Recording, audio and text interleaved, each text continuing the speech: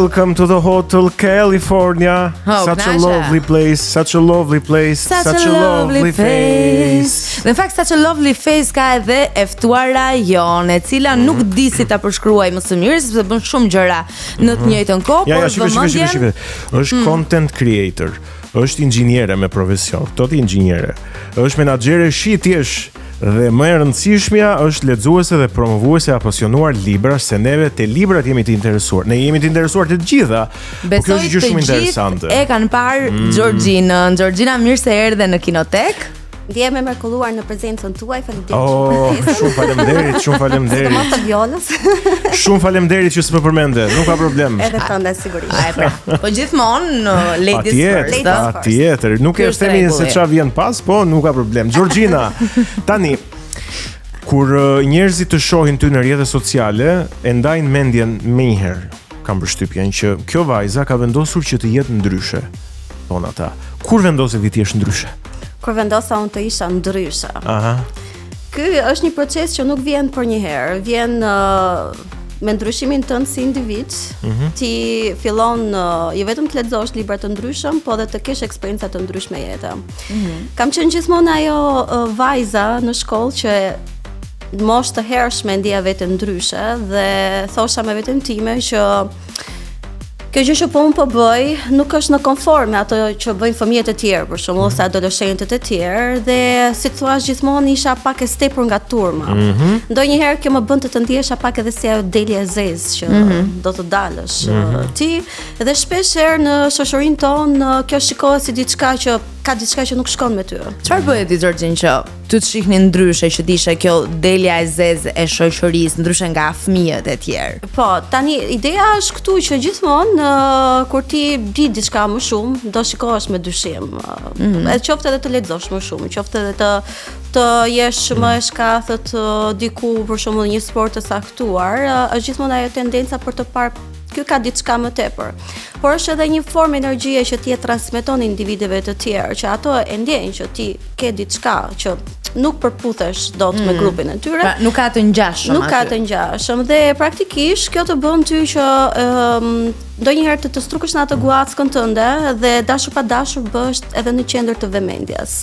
Kjo pastaj që e vogël fillon të çohet drejt le të themi asaj të qenit introverte, pastaj me kalimin e kohës si kupton që shikoj se kjo që un kam nuk është se është diçka e keqe, por është diçka e mirë, është një forcë, është një fuqi që unë e kam. Si është ajo historia e Rosakut të shëmtuar? Rosakut të shëmtuar, edhe tash që përmendë, gjithmonë e kam kur isha e vogël më pëlqen shumë këto prallat e Andersenit.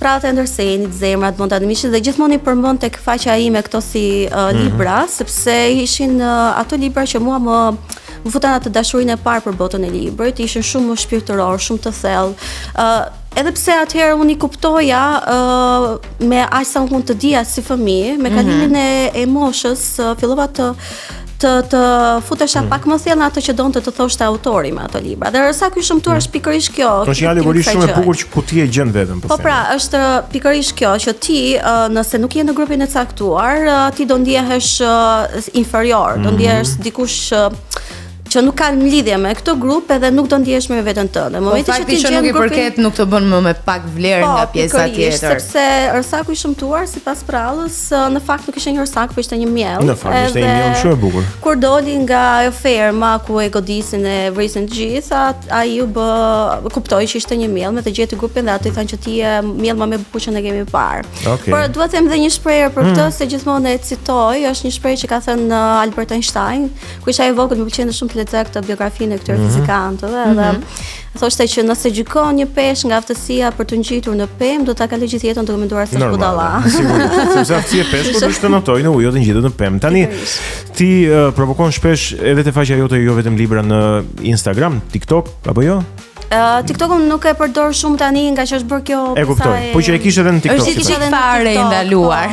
E kuptoj. Megjithatë njerëzit e përdorin këtu me rregulla gjithsesi. Me VPN ne na pëlqen të thojmë rregullat, kështu që punë e madhe. Ti provokon shpesh përmes mënyrës se si flet, se si vishesh, se si komunikon. Unë e kuptoj që provokimi është në fakt një mënyrë shumë e mirë për të përçuar një mesazh që ti do t'i japësh. Tani, është kjo apo thjesht fakti që ti ke hequr çdo censur?